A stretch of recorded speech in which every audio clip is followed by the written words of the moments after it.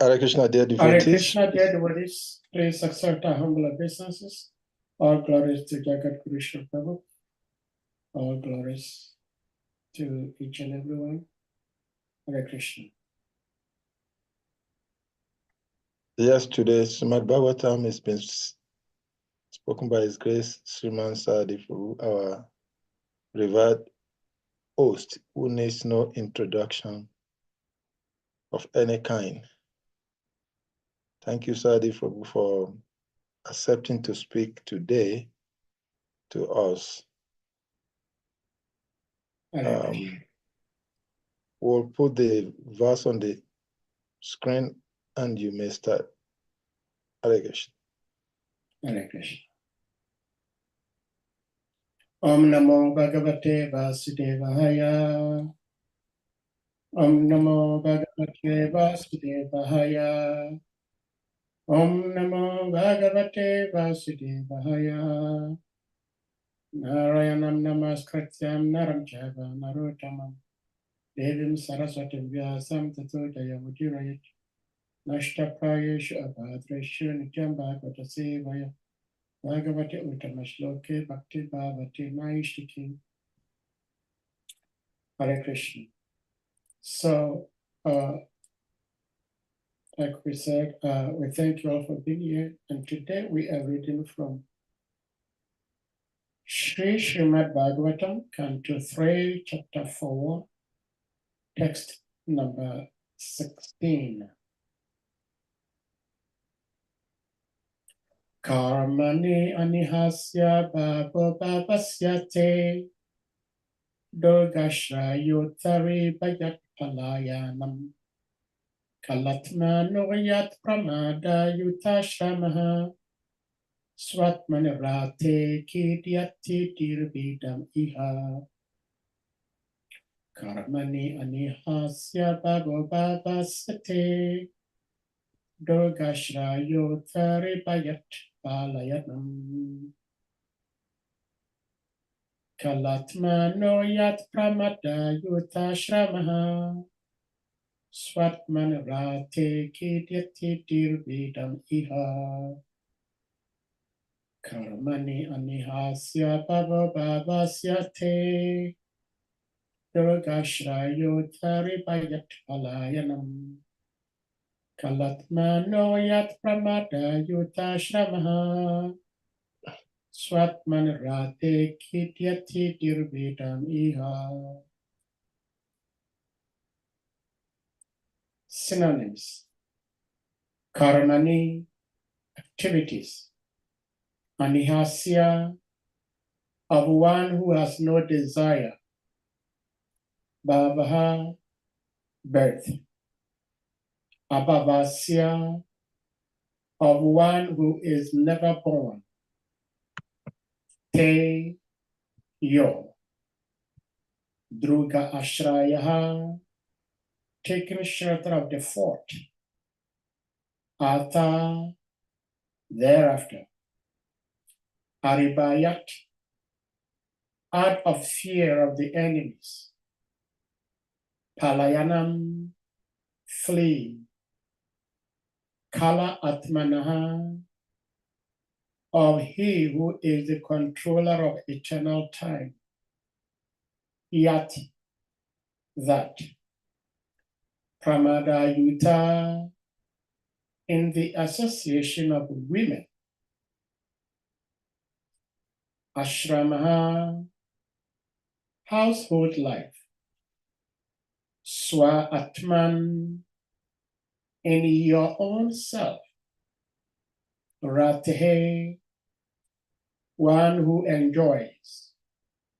Kidyati, is disturbed. Dehi, intelligence.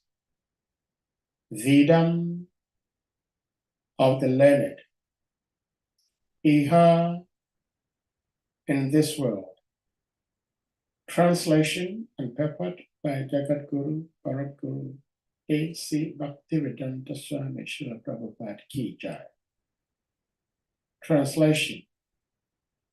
My Lord, Even the learned sages become disturbed in their intelligence when they see that your greatness engages in fruitive work, although you are free from all desires, that you take birth, although you are unborn, that you flee out of fear of the enemy and take shelter in a fort, although you are the controller of invincible time, and that you enjoy householder life surrounded by many women, although you enjoy in yourself. Purport. Pure devotees of the Lord are not very much concerned with the philosophical speculation in regard to transcendental knowledge of the Lord. Nor is it possible to acquire complete knowledge of the Lord. Whatever little knowledge they have about the Lord is sufficient for them, because devotees are simply satisfied in hearing and chanting about the transcendental pastimes of the Lord. This gives them all transcendental bliss. But some of the pastimes of the Lord appear contradictory, even to such pure devotees. And thus, Uddhava asked the Lord about some of the contradictory incidents in his pastimes. The Lord is described as having nothing to do personally.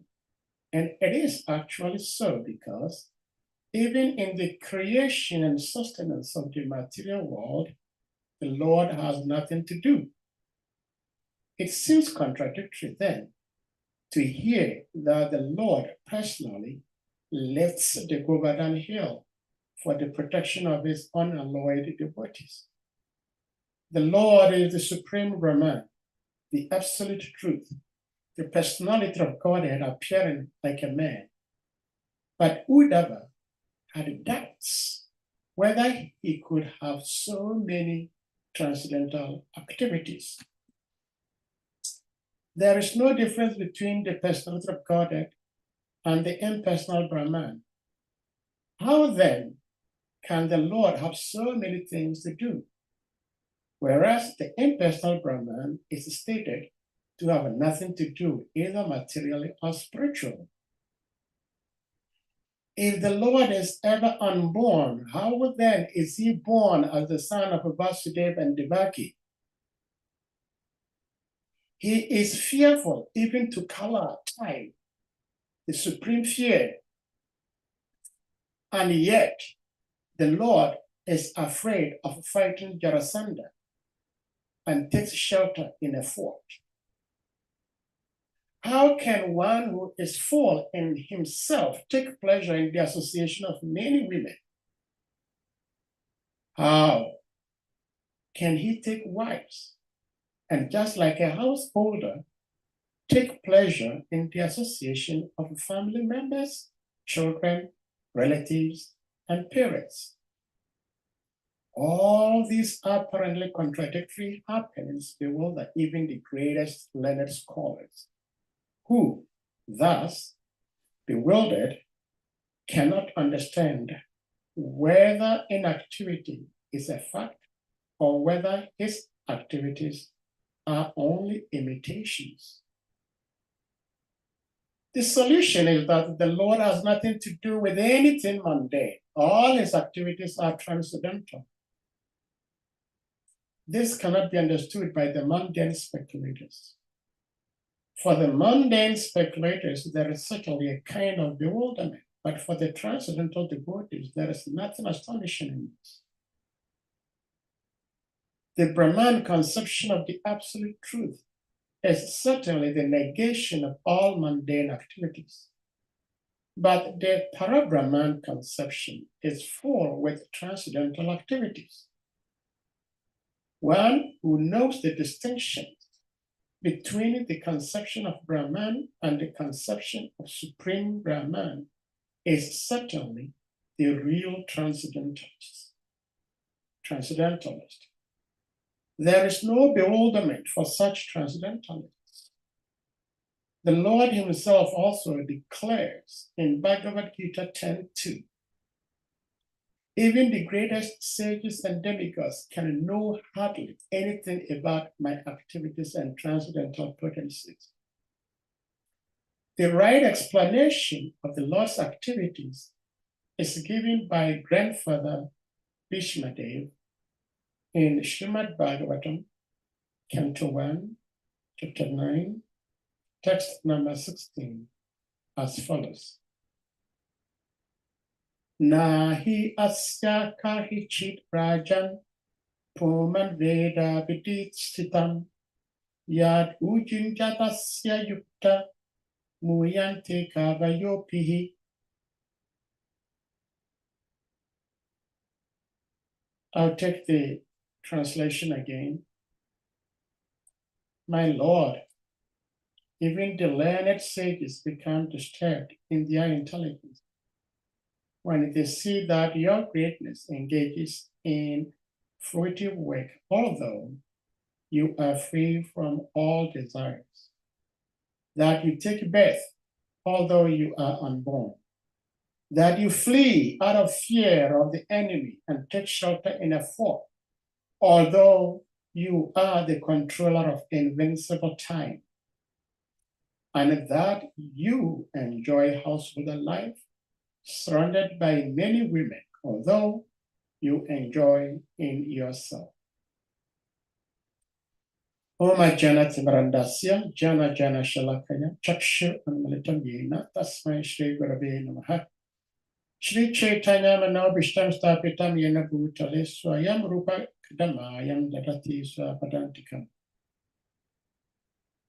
Vandeham Shri Guru Shri Yutapata Kamalam Shri Guru Vaishnavam Shri Rupam Sakratam Sarabnantam Vintam Sadhivam Sadvitam Sabadutam Parijana Sahitam Krishna Chaitanya Devam Shri Radha Krishna Parat Sahagana Lalita Shri Vishakam Vintam Stra. Nama Om Vishnu Padaya Krishna Prashtaya Bhutale Shrimati Bhakti Tirtha Swamin Iti Namine. Namaste Krishna Padaya Prabhupada Shritatmane Shri Guru Karuna Shakti Bhakti Tirtha Namine. Om Vishnu Padaya Krishna Prashtaya Bhutale Shrimati Bhakti Vedanta Swamin Iti Namine. Namaste Saraswati Devi Guru Bani Pracharine Nirvishisha Srinavadi Pastita Vishatarine. Vancha kalpa tarubhyascha kripa sindhubhya evacha patitanam pavanebhyo vaishnavabhyo namo namaha. Namo mahavadanyaya Krishna prema padayate Krishnaya Krishna chaitanya namne pura trishe nama. Nama brahmanya devya go brahmana hitya chaita karitaya Krishnaya govindaya namo namaha. Jai Shri Krishna Chaitanya Prabhu Nityananda Shri Advaita Hara Shri Vasadi Gaura Bhaktavrinda. Hare Krishna, Krishna Krishna, Hare Hare, Hare Rama, Rama Rama, Hare Hare. Hare Krishna, Krishna Krishna, Hare Hare, Hare Rama, Rama Rama, Hare Hare. Hare Krishna, Krishna Krishna, Hare Hare, Hare Rama, Rama Rama, Hare Hare. Hare Krishna devotees, we thank you. This is a very, very important message that Uddhava, by his grace, is sharing to the world. Uddhava had, per design, met with the Supreme Lord, just as when the Supreme Lord was about to end his earthly pastimes. And we know Uddhava was like a personal associate constantly with Krishna. They were like peers. And in fact, it is described that Uddhava looked pretty much like Lord Shri Krishna. So oftentimes people will mistake Uddhava for Krishna. So this is a first-hand experience, realizations that Uddhava is sharing with us. Uddhava walked with the Lord, drank with the Lord, ate with the Lord, served the Lord, right from his infancy. And as he was growing up. So we know Krishna lived to be 124, I'm not sure, 124, 125 earthly years. So when the Lord was about to wrap up his earthly pastimes, Uddhava met with him. And when Uddhava met with the Lord, with Shri Krishna, he started speaking like this, what this verse is saying to Krishna. Because he knows Krishna as the Swayam Bhagavan. In other words, Krishna is the source of everything we can conceive of, we cannot conceive of. So Lord Krishna, this Krishna who took shelter or took rest under the banyan tree on the banks of Yamuna, is the source of Narayan, is the source of Mahavishnu. Yet, when Uddhava remembers how Krishna lived his life, it's so bewildering and it's so difficult for anybody to understand. I remember some few days ago, during our SRIMAD BHAGAVATAM discuss, Anadi Nidanama Prabhu asked a question that one individual had. This individual's question was, he had believed that Krishna is the Supreme Personality of Godhead. But when he read that Krishna was shot by a hunter called Dara, and from that shooting, he died. He started thinking, how can God die? How can Krishna be the Supreme Personality of Godhead, the cause of all causes? And therefore he was bewildered. He could not understand. And actually he ended up saying that he does not believe that Krishna is God. And it is not surprising that someone will have such approach to the Supreme Lord, because the activities of the Supreme Lord is so bewildering that even pure devotees of the Lord get bewildered by his activities. So Uddhava is mentioning some activities of the Lord that are very contradictory to his nature, because the nature of the Supreme Lord is that he is eternally happy within himself. He does not seek happiness outside of himself.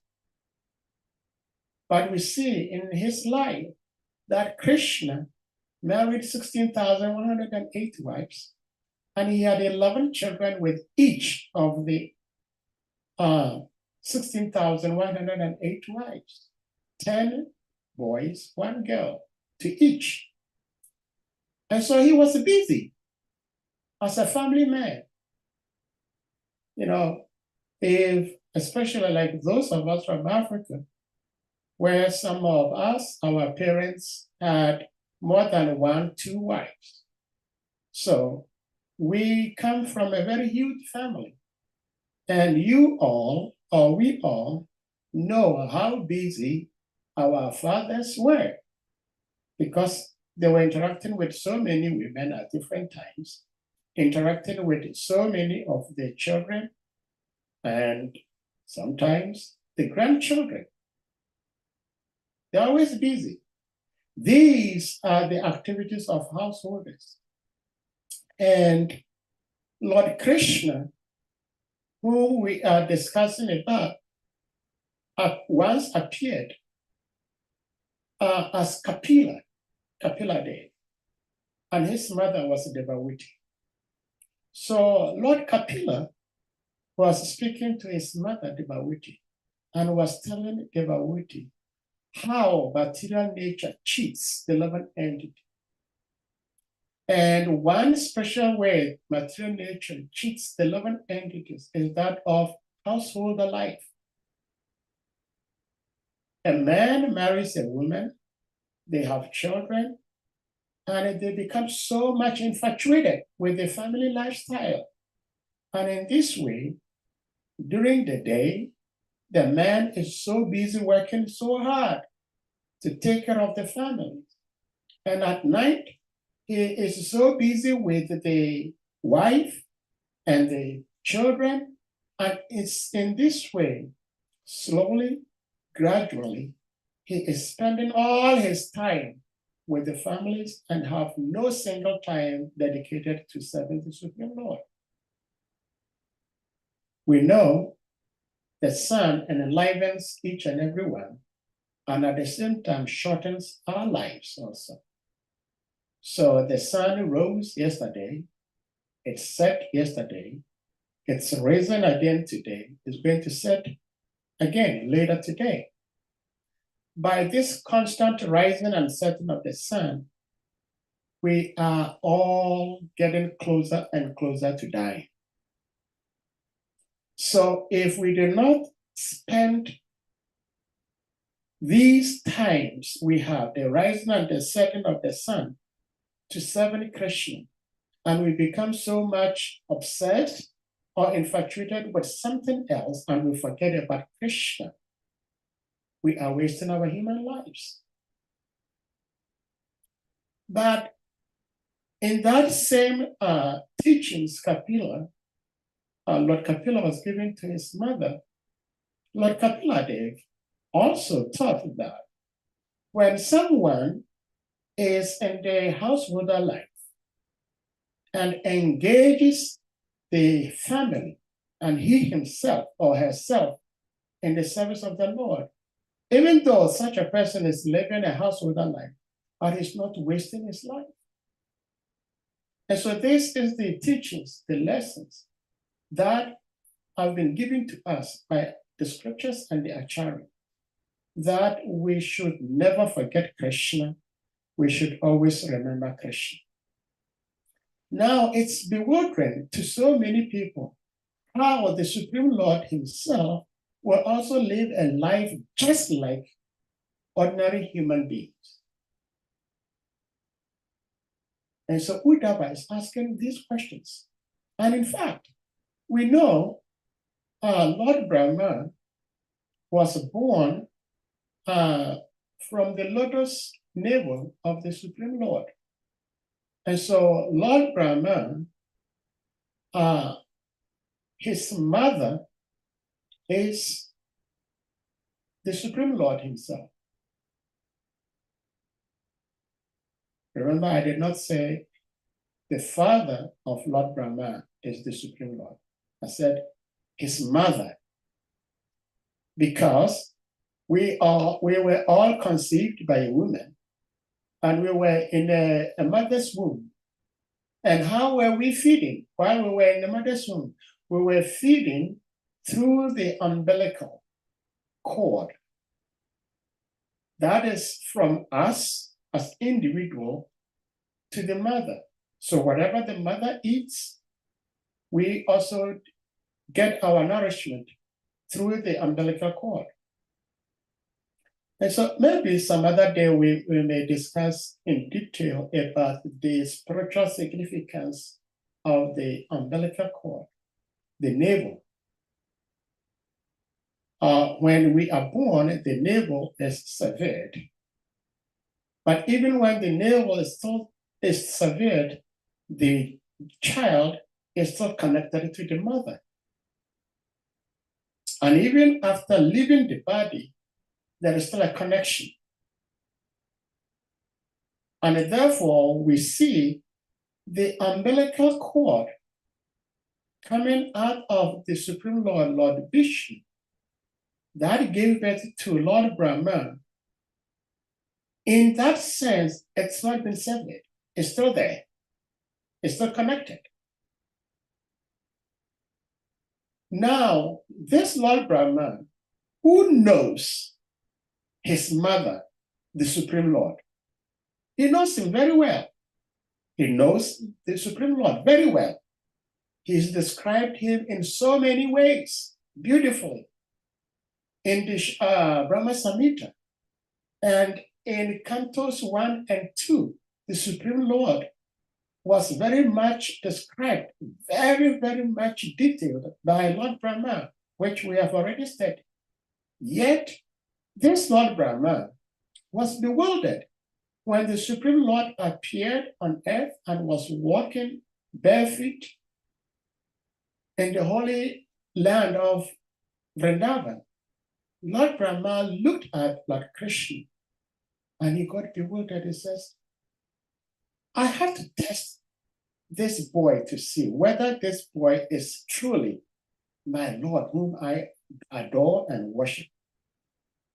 And therefore, we know the pastimes where Lord Brahma stole the cows and the cowherd boys, and was trying to see whether the Supreme Lord, Krishna, is truly the Supreme Lord.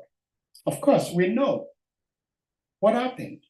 Lord Krishna manifested the same cows, the same cowherd boys for a whole 1 year. That is how long Lord Brahma kept the cowherd boys, the cows. So Lord Brahma later learned that, yes, this little boy walking barefoot in this land of Vrindavan is truly my Lord, whom I adore and worship. But he did not learn right away that this is my Supreme Lord, whom I worship, because his activities is so bewildering and so contradictory. So Uddhava is narrating some of the seemingly contradictory activities of the Lord. I don't know if Salika Prabhu, you can share with us SRIMAD Bhagavad Gita, because the Supreme Lord himself states that in Gita 4.9. Bhagavad Gita chapter 4, text 9. Janma karma.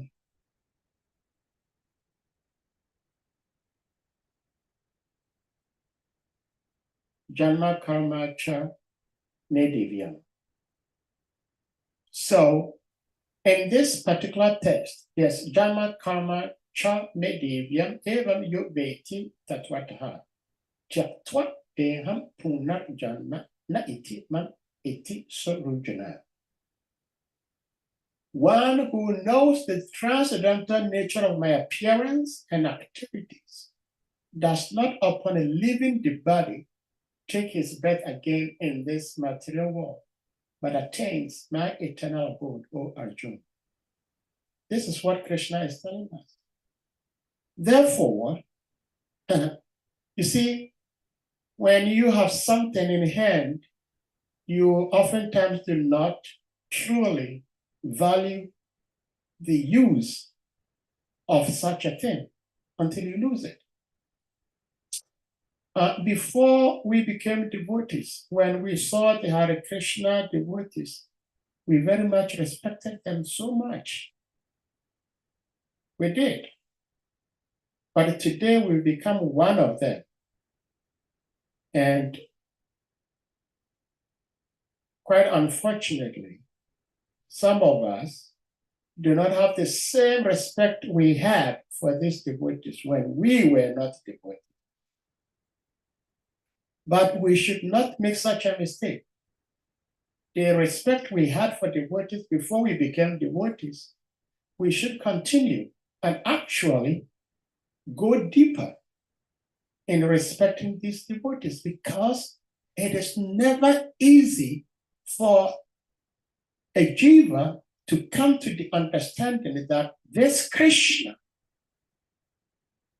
playing in the groves of Vrindavan Dham is the Supreme Personality of Godhead.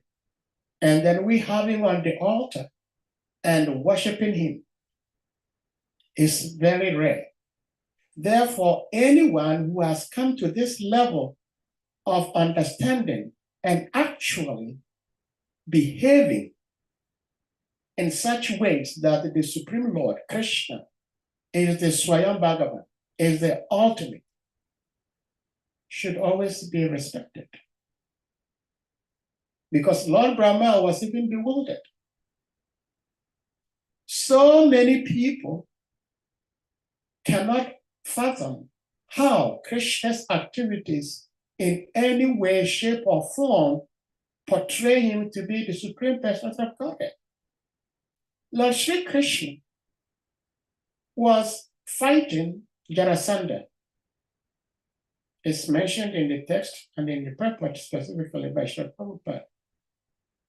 The name Jarasandha was not mentioned in the text, but Uddhava was referring to Jarasandha when he said that Krishna was fleeing from an individual and taking shelter in a fort. That is Jarasandha. Krishna was fighting Jarasandha. And Krishna became so fearful of Jarasandha that Krishna was running and taking shelter in a fort. I mean, how does this make sense to anyone that the Supreme Lord, who is the source of each and everybody, yet he is running away from an individual?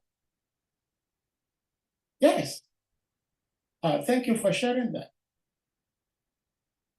How does this make sense? This Jarasandha was the father-in-law to Kamsa's two wives. And so when Kamsa was killed by Krishna, the two wives went and reported it to their father. And the father said, no, whoever has done this to my son-in-law, to my daughter's husband, I'm going to discipline him. And so Jarasandha said he's going to fight Krishna. In fact, Balaram wanted to kill Jarasandha. Lord Krishna said, no, don't do it. I have my own plan. But for Krishna to run away from Jarasandha, it should beat each and everybody's mind. Because Krishna is feared by fear personality. The personality of fear is afraid of Krishna. Yet this Krishna is afraid of Jarasandha. We are in the month of Kartik. Krishna is afraid of his mother, Yashoda. Now, I had said that, just like Salika Prabhu kindly shared this statement that Krishna was afraid of Jarasandha, we also read from that same line of purport that Krishna is the son of Vasudeva and Devaki. So why am I saying that Krishna is afraid of his mother, Yashoda? Yes, is there. So Krishna, why is Krishna, who is unborn, now being addressed as the son of Vasudeva and Devaki? Well, Krishna chose to appear that way because Vasudeva and Devaki, as we know, are pure devotees of the Lord, and if they had wished to have such a relationship with Krishna. So the Lord obliged. Now Yashoda, Srimati Yashoda, is the stepmother or the foster mother of Lord Krishna. So seeing Krishna fearful of Yashoda beats the mind of all souls except those who are devotees of the Lord. And therefore, it is said that no one can truly understand the Supreme Personality of Godhead and his activities. It is by his own mercy, by the mercy of the Supreme Lord, that some people are able to understand the Supreme Lord. Lord Brahma prayed like that I'm able to understand you simply by your mercy, by your grace. Uddhava is also praying the same way. Mother Kunti prays the same way. The Pandavas pray the same way. Every devotee of the Lord in the scriptures, when they describe how they know and understand the Supreme Lord, it's just the same thing. It's out of your causeless mercy. So by the causeless mercy of the Lord, one may understand him. Otherwise, no one can understand the Supreme Lord. And no one can sufficiently glorify the glories of the Supreme Lord.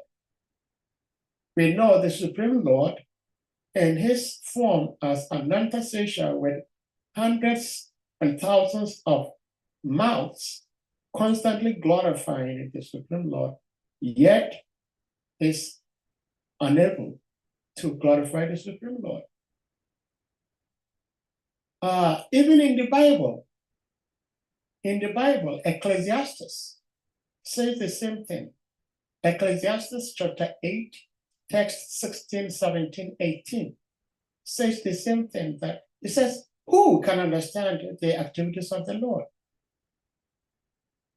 In the Quran also, the same thing is said, that no one can understand the activities of Allah. He allows himself to be understood by those whom he chooses to reveal himself to.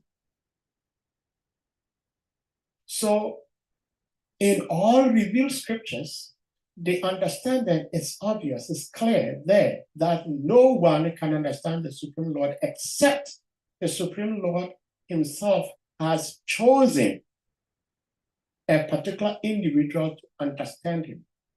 And even to those who have understood him, it is very fractional. It's a very small percentage because no one can understand the Supreme Lord 100%.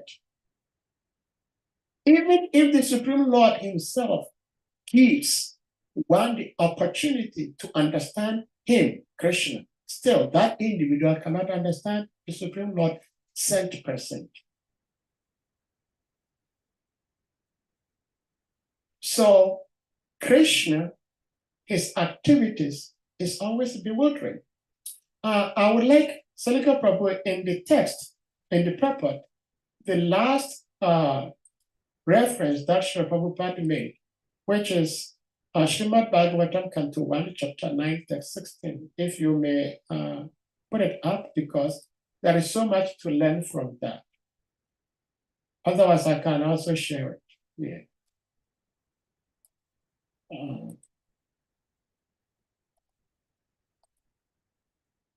SRIMAD BHAGAVATAM, this is the text Srila Prabhupada quoted. If we go back in the purport to today's text, which is 3.4.16, in the purport, Srila Prabhupada quoted this, 1.9.16. So let's go back to see what is stated in 1.9.16. Nahi asyaka hichit rajan puman veda vidit stitam yat vijijatasya yukta muyanti kavayo pihi. O king, no one can know the plan of the Lord, Shri Krishna. Even though great philosophers inquire exhaustively, they are bewildered. And in the purport, Srila Prabhupada speaks so beautifully here.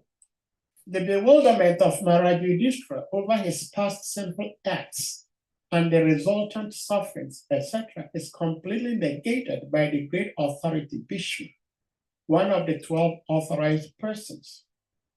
Bhishma wanted to impress upon Maharaj Yudhishthira that since time immemorial, no one, including such demigods as Shiva and Brahma, could ascertain the real plan of the Lord. So what can we understand about it? It is useless also to inquire about it. Even the exhaustive philosophical inquiries of sages cannot ascertain the plan of the Lord. The best policy is simply to abide by the orders of the Lord without argument. The sufferings of the Pandavas. This is also a question I think Dr. Hassan asked a few days ago. The sufferings of the Pandavas were never due to their past deeds. The Lord had to execute the plan of establishing the kingdom of virtue, and therefore his own devotees suffered temporarily in order to establish the conquest of virtue. This also clarifies when sometimes we say that pure devotees of the Lord do not suffer at any point at all. Here, Srila Prabhupada is saying that these pure devotees, they suffered temporarily in order to establish the conquest of virtue. Bhishma Dev was certainly satisfied by seeing the triumph of virtue, and he was glad to see King Yudhishthira on the throne. Although he himself fought against him, even a great fighter like Bhishma could not win the battle of Kurukshetra because the Lord wanted to show that vice cannot conquer virtue, regardless of who tries to execute it. Bhishma Dev was a great devotee of the Lord, but he chose to fight against the Pandavas by the will of the Lord, because the Lord wanted to show that a fighter like Bhishma cannot win on the wrong side. So, like we were saying the other time, Krishna uses his own pure devotees to enact a pastime to teach the world lessons how to live their lives in this material world. There are some people that are referred to as empiricists. These are people who can only accept things based on what they can see and experience with their senses. Now, if we accept only things that we see or feel with our senses, then there are so many things we're going to get wrong. For example, there is a particular lipstick. Everybody knows lipstick, especially if you're a lady.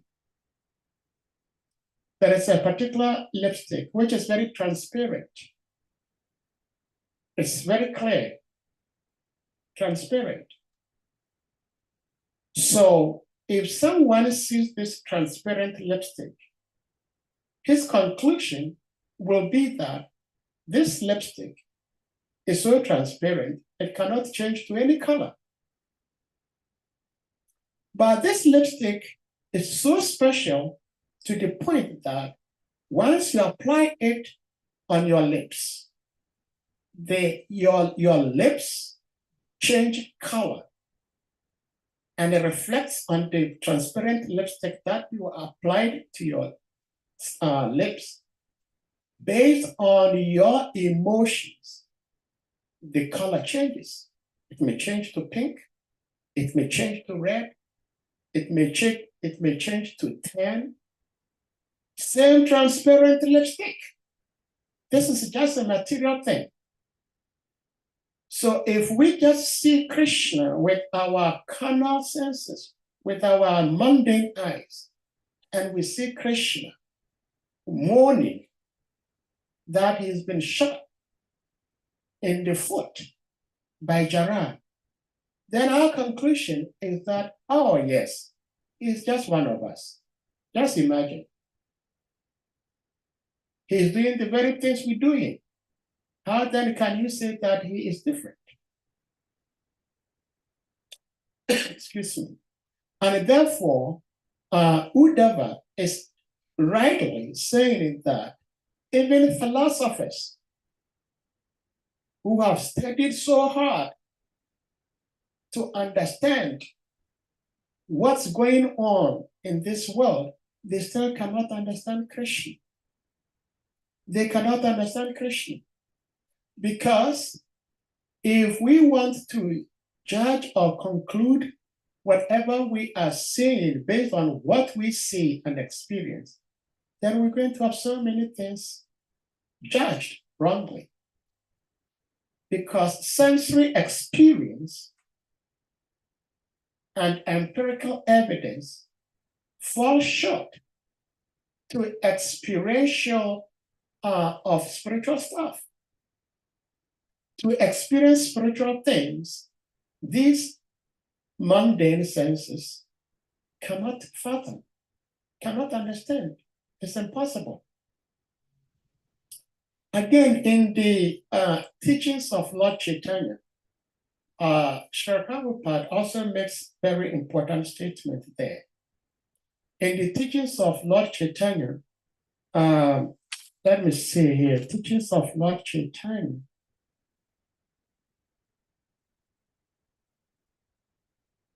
Yeah, chapter 22. Yeah, chapter 22 of teachings of Lord Chaitanya. There also, it is said that, of course, the four verses that form the roots of the SRIMAD BHAGAVATAM is expressed that these verses can never be understood because within these four verses, we have this entire SRIMAD BHAGAVATAM, cantos 1 to 12. And in those four verses, the nature of the Godhead is explained. That this Bhagavan is the source of the Brahman and the source of the Paramatma.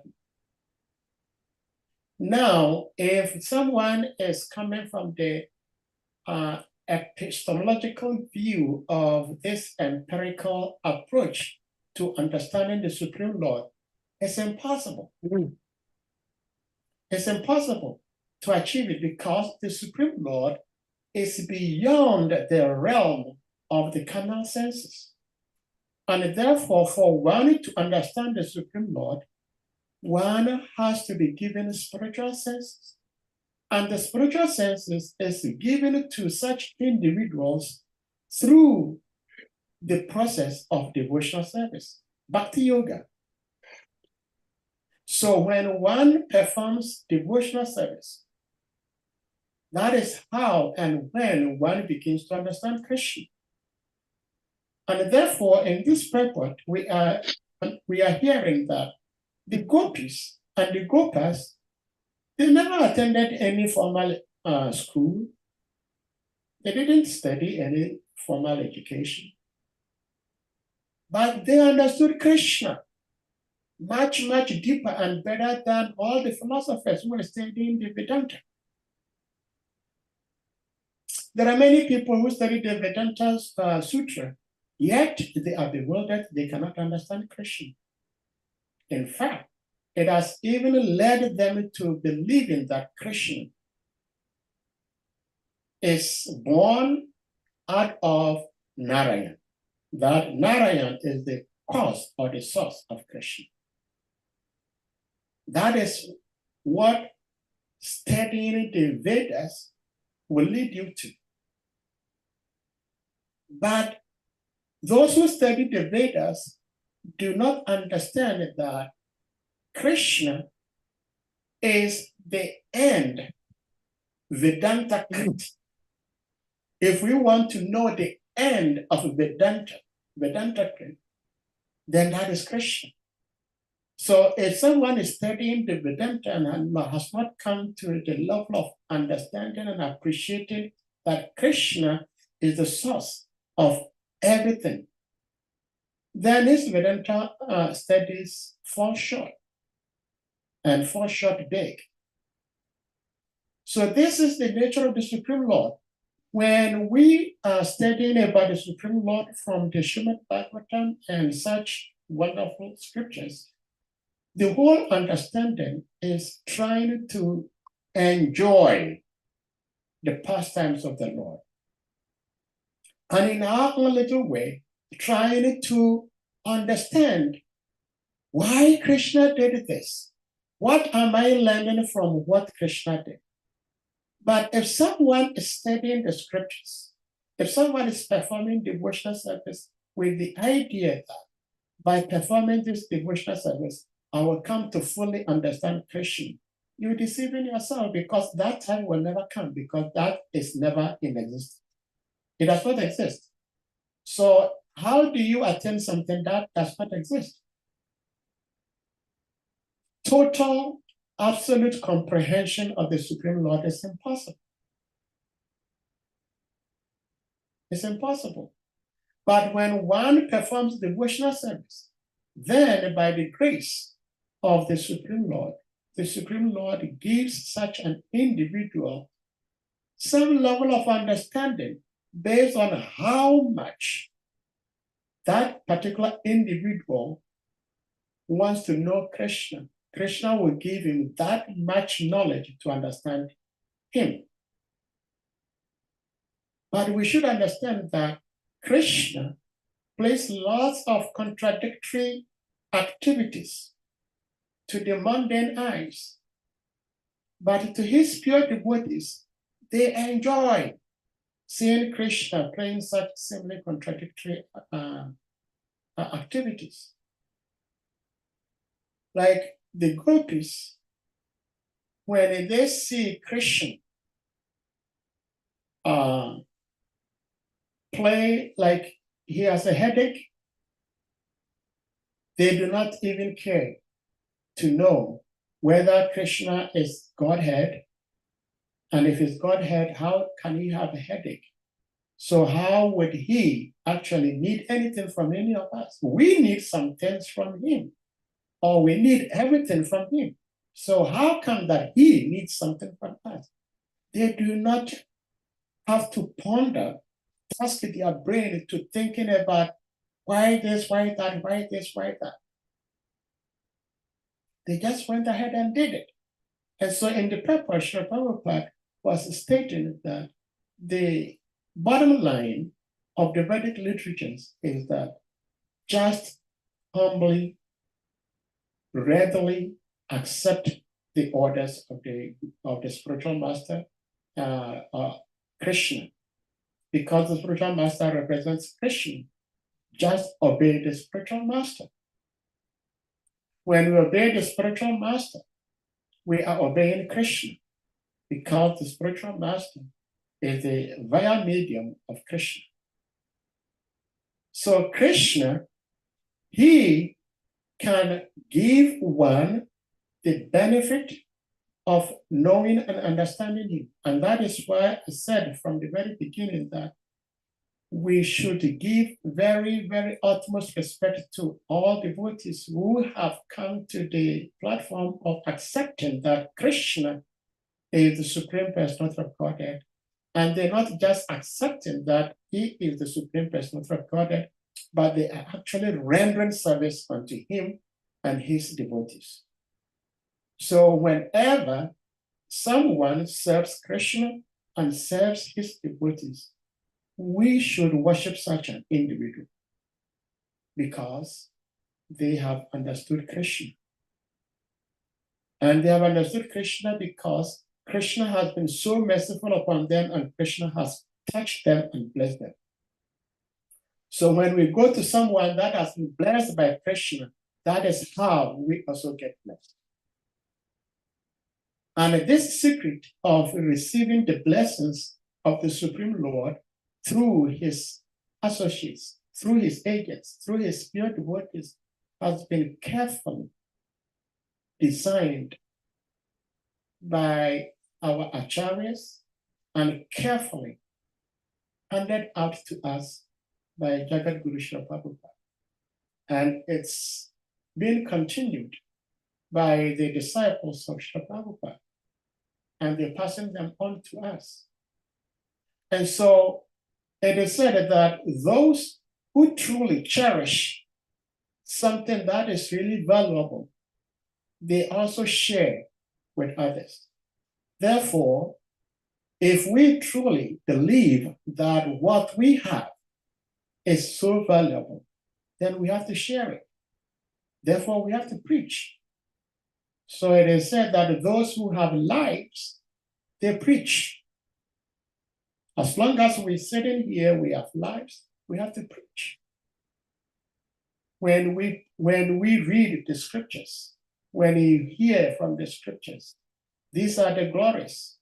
And by hearing, chanting, and remembering the holy names of the Lord, the pastimes of the Lord, the activities of the Lord, and his spirit devotees, slowly and gradually, the Lord may become so merciful upon us because of our desire to rendering service to him. He will reveal himself unto us. It is said that no one on his own accord can see the sun if the sun, so to speak, does not want to be seen. The sun can cover himself with the clouds, and no one can see the sun. When the sun wants us to see him, he will move away the cloud. The cloud actually cannot cover the sun, but the sun does not want us to see him. He will cover himself with the cloud, so we do not see him. The sun will set. When the sun sets, we cannot see him. When the sun does not want us to lose seeing him, then he will not set. And so there are some places, they have the sun in the sky continuously for 3 months because the sun wants you to see him. So this is the nature of the Supreme Lord. On our own accord, there is really nothing we can do. But once the desire is there to serve him, he will give us the knowledge, the strength, and the ability to do that. So with that being said, I would like to end here and see if devotees may have some things to share in this regard about the text we discussed, wherein it is said that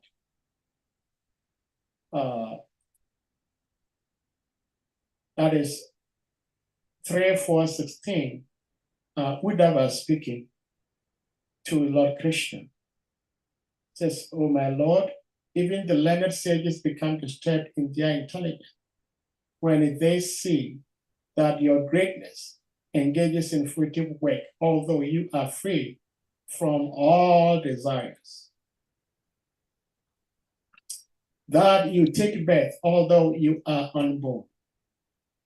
That you flee out of fear of the enemy and take shelter in a fort, although you are the controller of invincible time. And that you enjoy householder life, surrounded by many women, although you enjoy in yourself." Hare Krishna. Thank you for sharing us, Salika Prabhu. Hare Krishna. Thank you very much for the beautiful narration of the and sharing of a realization on the inconceivable nature of the Supreme Personality of Godhead. So, dear devotees, if anyone has a question or comment or contribution, please kindly indicate by using the hand emoji or raise your physical hand by putting on your video, and then we can call you to ask your question or make a comment or contributions.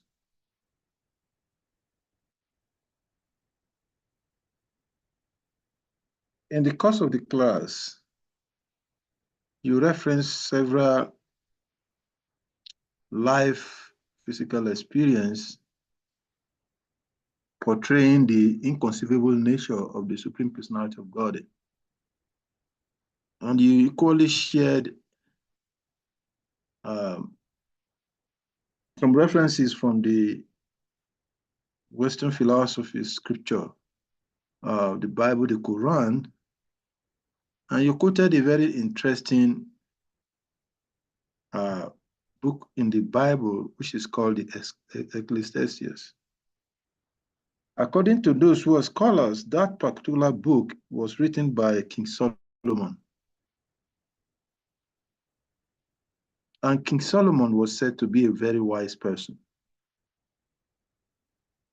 And the conclusion of the book of Ecclesiastes, as it is, when we study the Bible chapter, it is said that the conclusion of the book of Ecclesiastes is actually emphasizing that ultimately any other thing that one can contemplate on or can think about or can speak about or can reason about should end up in realizing God. Outside of that, it is a waste of time. So King Solomon was referred to and remembered as a very wise person. And Krishna said in the Bhagavad Gita also, in the very first verse of the Chatusloki, the verse is ended by Srila Prabhupada's translation that those who are wise surrenders unto God. And then when we look at the purport that is given today, they are seemingly what Englishman will call oxymoron, that is opposing statement referencing the same thing. So my question is, reading philosophy, hearing philosophy, talking philosophy sometimes looks very beautiful and very fulfilling to the heart. But then why do living entities don't reflect this in our day-to-day life?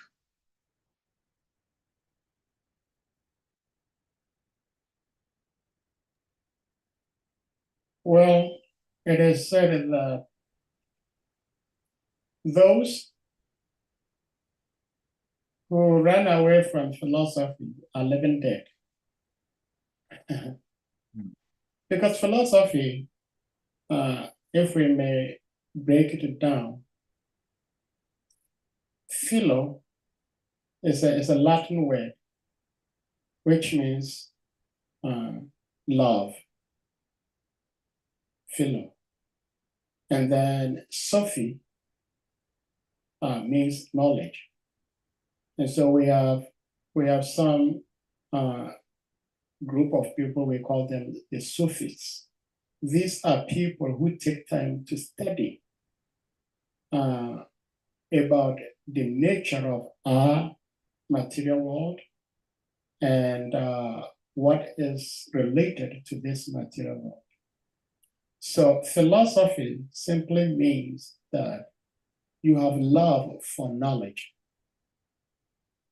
And knowledge, as it says, is power.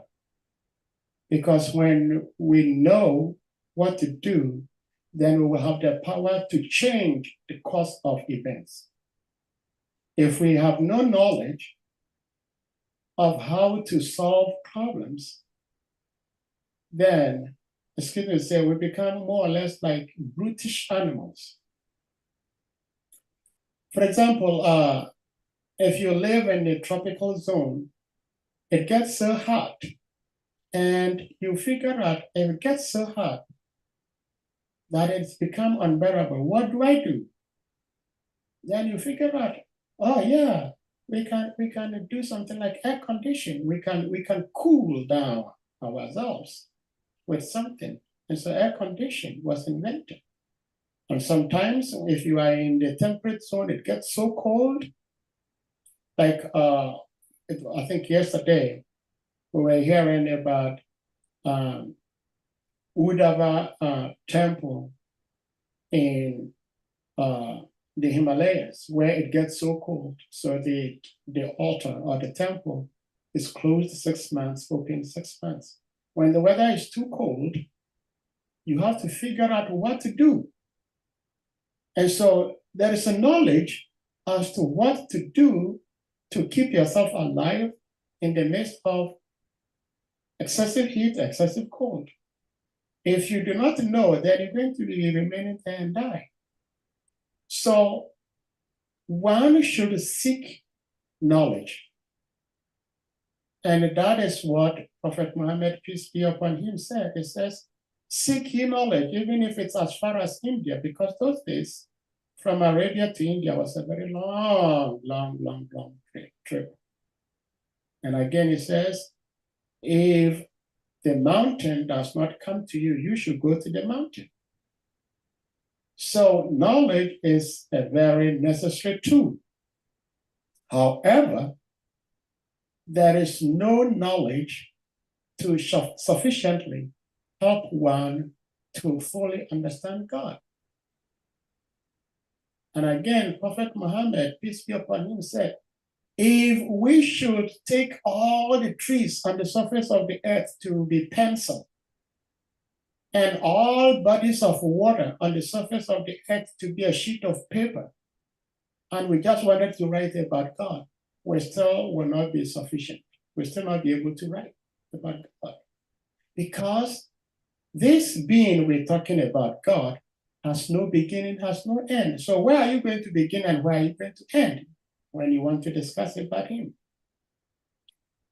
But when the Supreme Lord realizes that someone is wanting to know him, to know how to serve him, he will make himself available. And he will be so merciful and reveal himself to you to let you know how to serve him, because God is a person. Therefore, he has what he likes and things that he does not like. So when he reveals what he likes, and then you do that, then he will love you more. And you will also derive so much love from rendering service to him. You know, some time ago we were discussing here, why is it that someone is in Europe, in the United States, working so hard and making some little money, and the money he's making is not sufficient enough for him or for her. Yet, when he sends money to loved ones back home, wherever it may be, he becomes so happy. Does that make sense? You work so hard, and then you give your hard-earned money to somebody else, and you become happy. Yes, you become happy because there is a love attached to it. When there's love attached to whatever we do, that is where real happiness comes about. Because happiness does not come from anything absent of love. If we do anything that gives us some happiness without love attached to it, it is very, very temporary, and it does not last long. But true love is something that is like a plant. It grows, and it keeps growing and growing and growing. Excuse me.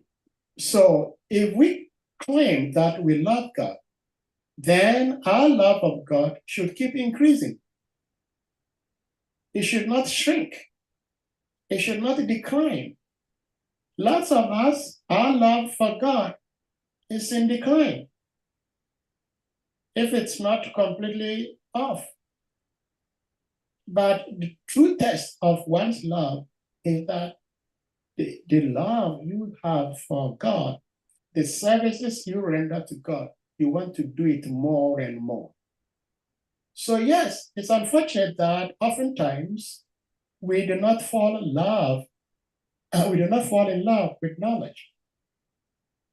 No, there is one city in the United States called Philadelphia, which used to be the capital city of America before it changed to Washington, D.C. And Phil, the same thing, which is the root of philosophy. Philo, means love. And then Delphia, I should say, Delphia is brotherly. So Philadelphia is known as brotherly love. So one should have affinity to philosophy.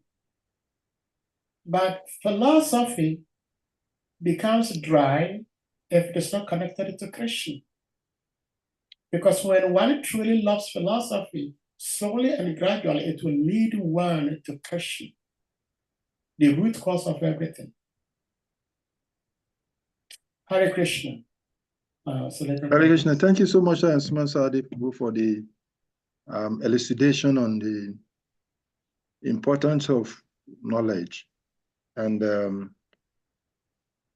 how, no matter how accumulated knowledge is, it cannot describe God.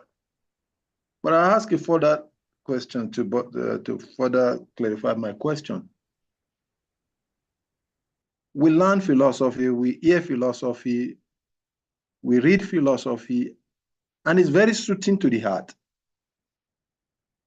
But why in the real day life, why is it in our day-to-day life activities, this philosophy does not reflect itself in what we do? When we hear the philosophy, when we talk about the philosophy, when we speak the philosophy, it's very sweet. And it is soothing to the heart. The heart is satisfied. But when it comes to activity, real activity of day-to-day life, it doesn't reflect. It's a completely different thing. It negates what we seemingly are satisfied with when we hear in the philosophy. So what is the cause of that? Well, thank you. It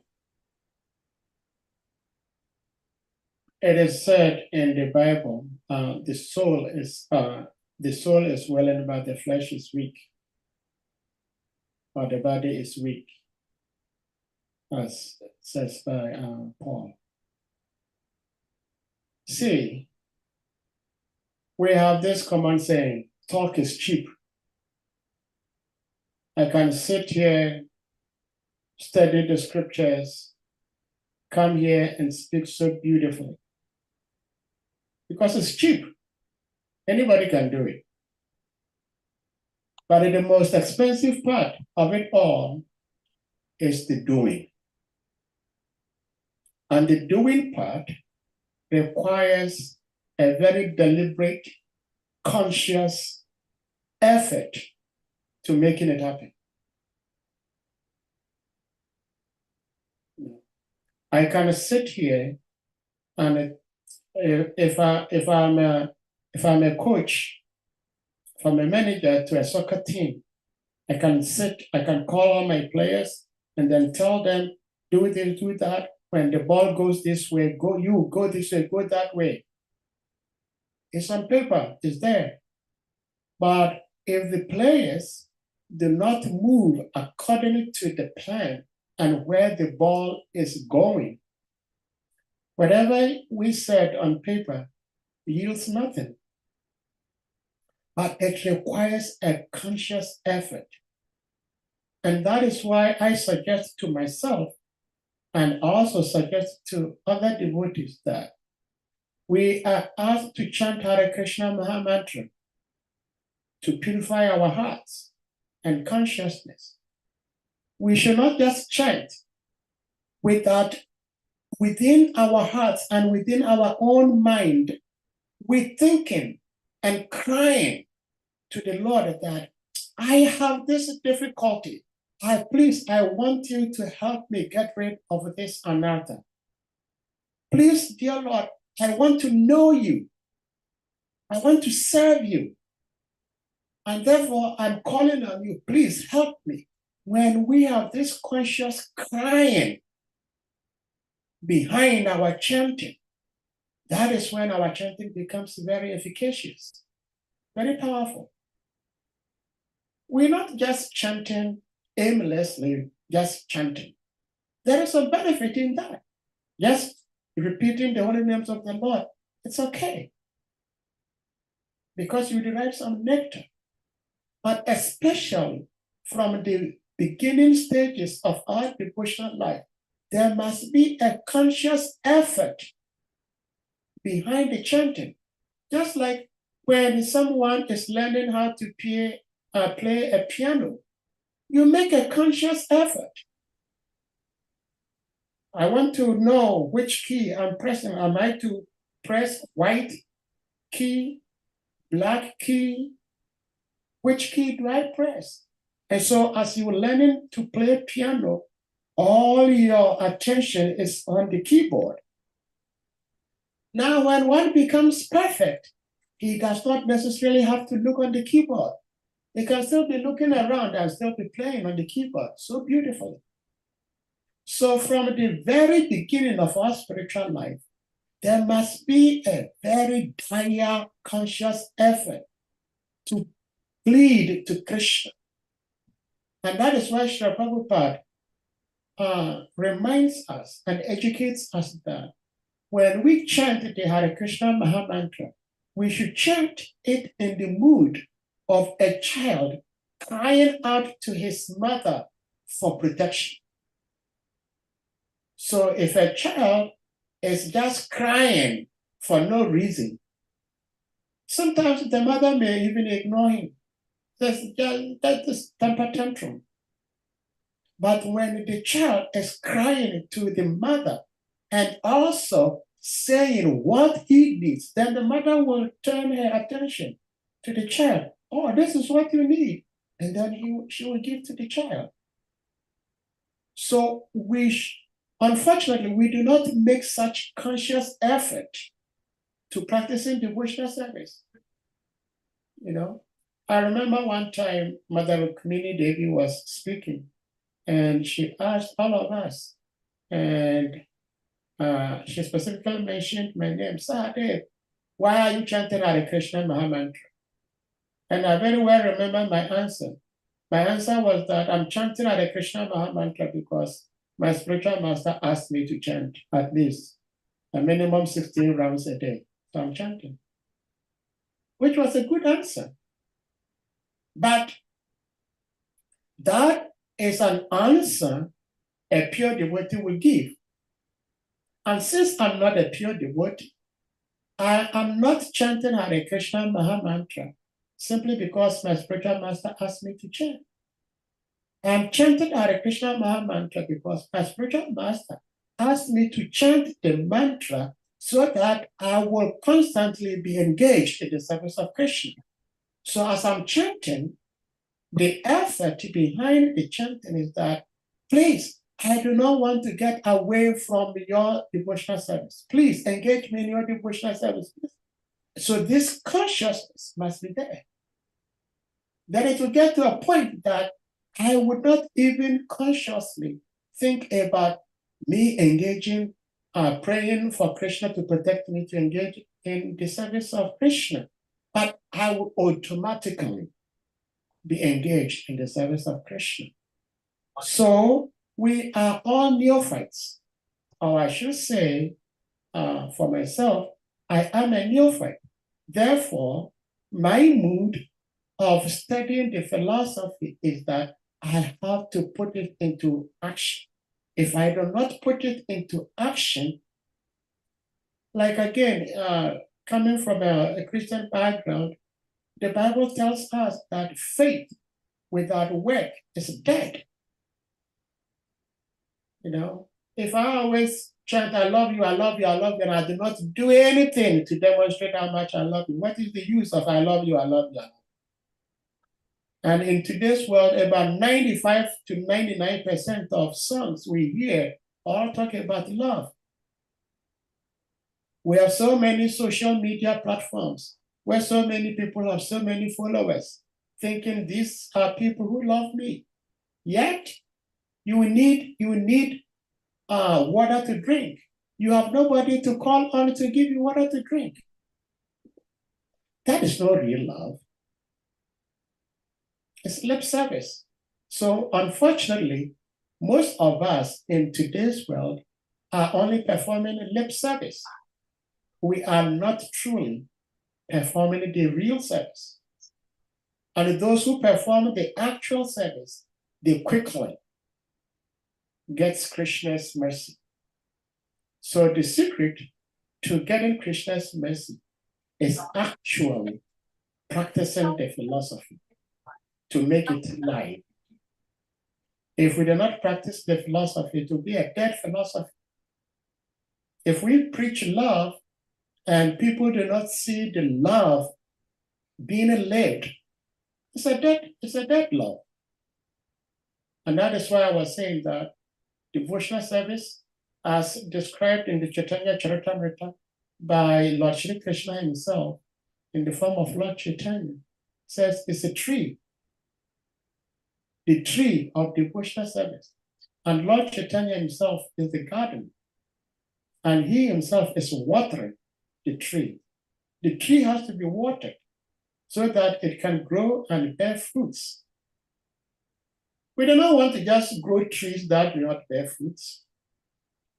So dry philosophy is like having a tree that does not bear fruits. But if you have a tree like a mango that is not suffering from any pests and insects, and you water it and it grows beautifully, then you have fresh mango and you enjoy the nectar. So we should try to put the philosophy into practice. If we don't, we won't go far. And that is the beauty of preaching, because as I am so fortunate today sitting here speaking, I am going to be reminding myself as soon as this class is over that, hey, Sahadeva, you said that we have to practicalize the philosophy. How much are you practicing? And Salika Prabhu asked this beautiful question. So it will be ringing in my mind. Salika, when I spoke, Salika Prabhu asked this question. And Salika Prabhu himself, who also asked this question, he is also getting this message from me that we should make conscious effort to put the philosophy into practice. Then he will begin to think, all right, the Supreme Lord says that there is no one greater, dearer to him than one who preaches his glories. And if I want to be dear to the Supreme Lord, then let me preach his glories. And then he will make a conscious effort. He will plan, how am I going to preach the glories of the Lord? And the audience are also listening. And when they understand that this is what we need to do, then the audience are also going to make a very conscious, planned effort to try to put the philosophy into practice. So my answer, the bottom line answer to your question is that we oftentimes do not put this philosophy, beautiful philosophy, into action because we do not make conscious effort to put it into practice. If we make conscious effort and we cry out to the Lord, the Guru, and the devotees, they are going to help us to put this philosophy into practice. The demigods are there, they are ready to help us. Hare Krishna.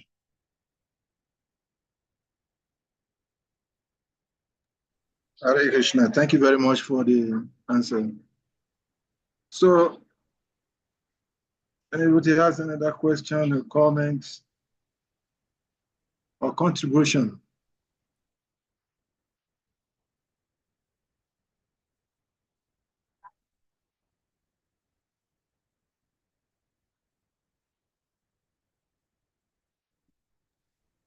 Well, today is Friday. I think So we may bring the this to a votees close. are eager to go for weekend.